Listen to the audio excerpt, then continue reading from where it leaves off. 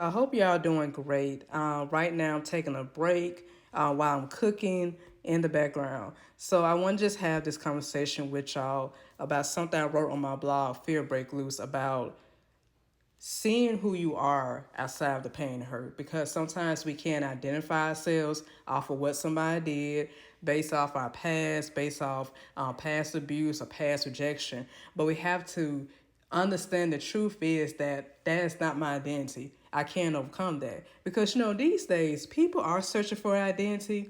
And the longing to identify with a certain group, organization, or a certain way of thinking has really messed up our society in a way that just prompted people to attach themselves to unhealthy ways of living. And we started to think that it is okay to just stay the victim. We think it is fine repeating over and over and over again about how they hurt us or they said this or that without any plans to move past the pain. Now, I'm not here to judge. I understand that pain is real. I have dealt with pain before. Pain is real, and I'm not here to judge your level of pain because I know people have experienced some crazy stuff in life. But I just want to ask this one question. Who are you outside of the hurt? Because it seems like we describe ourselves according to our pain.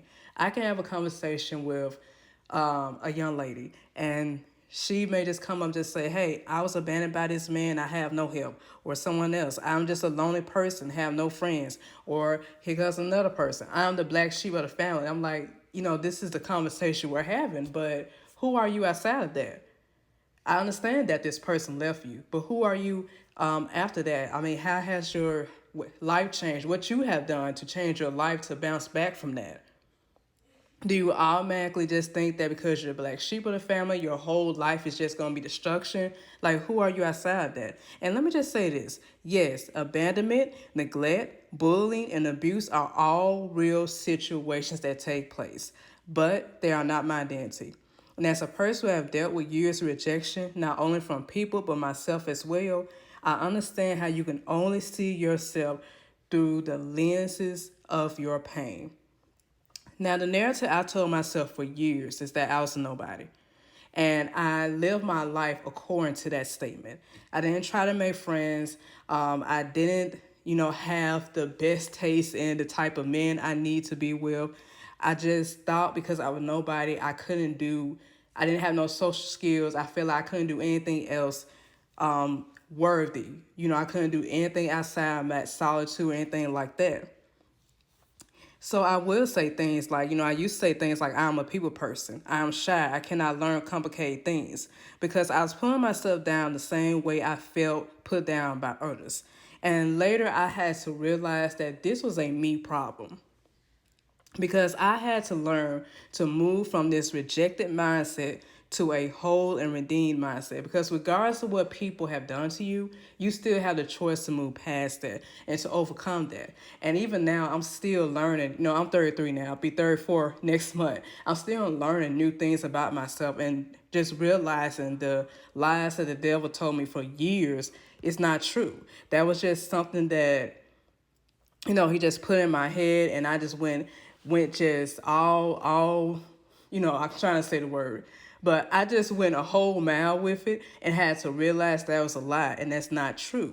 Because I do have to say this: if you say you're a shy person, this and that, there's certain things you would not do.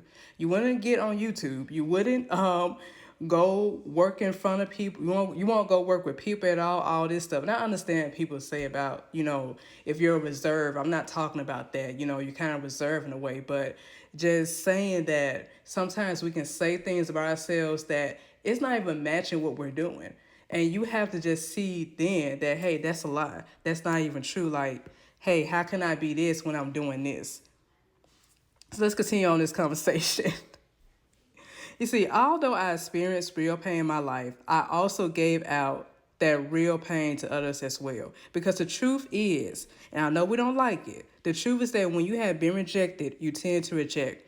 You reject real healing. You reject real love. You reject real community. You reject real possibilities of growth and redemption. And within my own life, I rejected God because I felt that He was going to reject me the same way I had been rejected by people. And eventually, I had to realize that I was believing the lies rather than God's truth about me. And there's more to me than what I experienced in the past. There's life on the other side of pain. There's life after hurt. There's life beyond the mistakes. We do not have to live in the pain of what happened, but we can move forward from it because we have a life to live. And now, even in my relationship with God, that I'm learning more and just learning more of the truth about who God is. And I haven't made it yet. I have not. There's still things I'm learning. Yes, I grew up in church, but that doesn't mean I know everything. There's things I'm learning, things I'm experiencing in my life. But just getting that understanding that God truly cares about me and He cares about my life.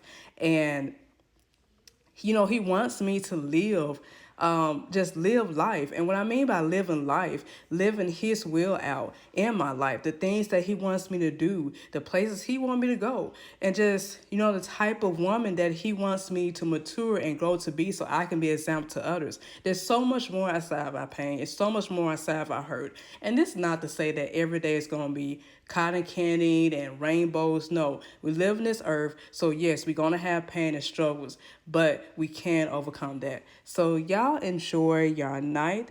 Have a good day.